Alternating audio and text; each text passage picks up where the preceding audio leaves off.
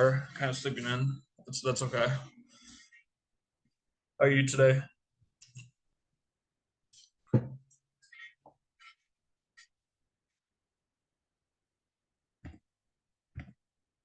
Morning.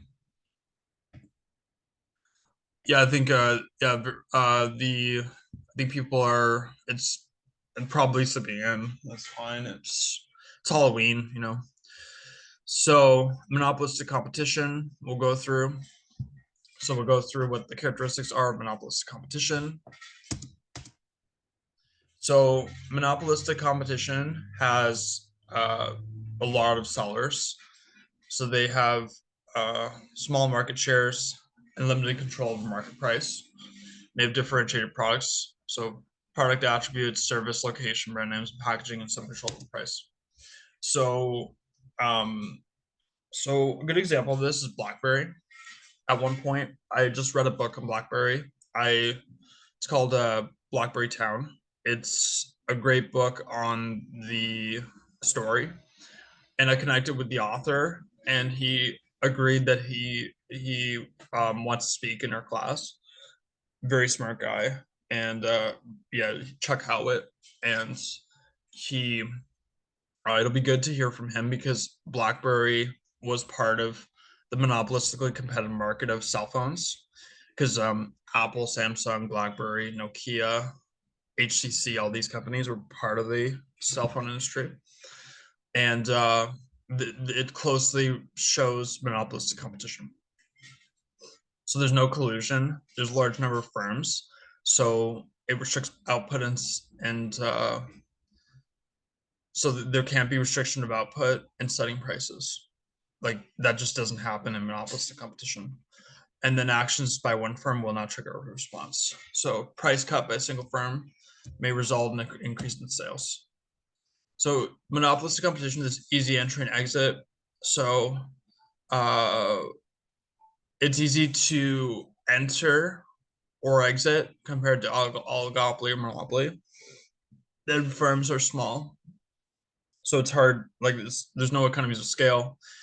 There's no capital requirements, and then perfect competition. Uh, compared to perfect competition, there are some some some costs in terms of advertising. So there's a lot of non-price competition in terms of advertising.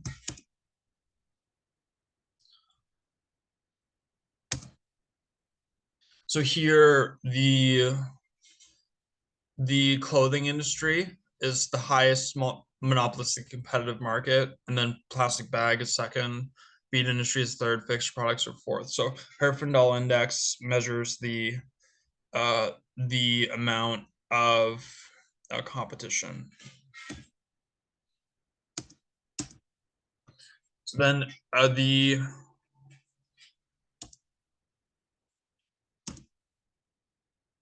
so firms will enter a profitable industry and exit an unprofitable one. So the so companies will enter when there's profit, and then companies will exit when there's loss. So that's just what happens in the monopolistic competitive market. So in this case, companies would enter when there's profit, and in this case, when it's loss, companies will leave the market. So positive profits will continue if there's continuing and significant product differentiation. Entry is somewhat limited by the financial investment required to establish product differentiation. So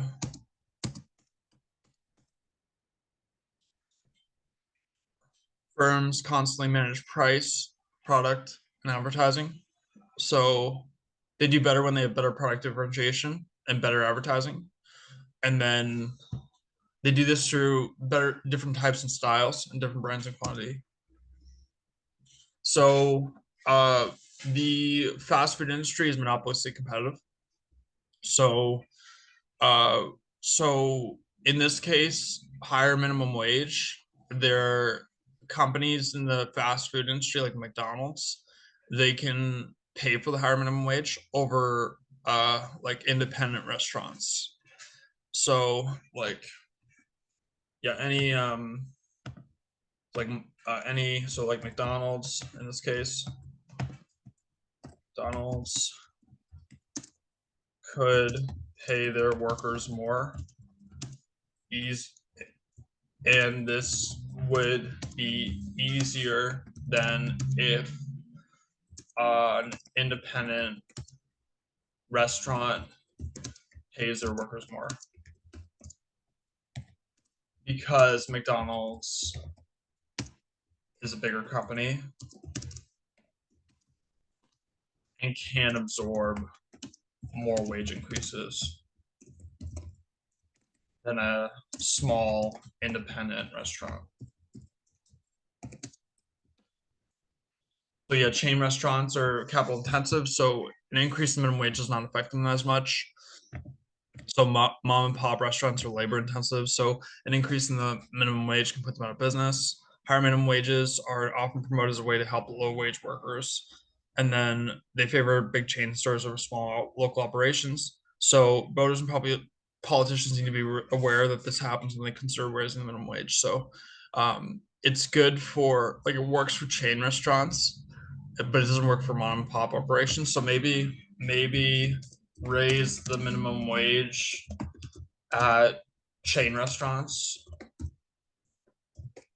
and keep the minimum wage constant at independent restaurants, maybe.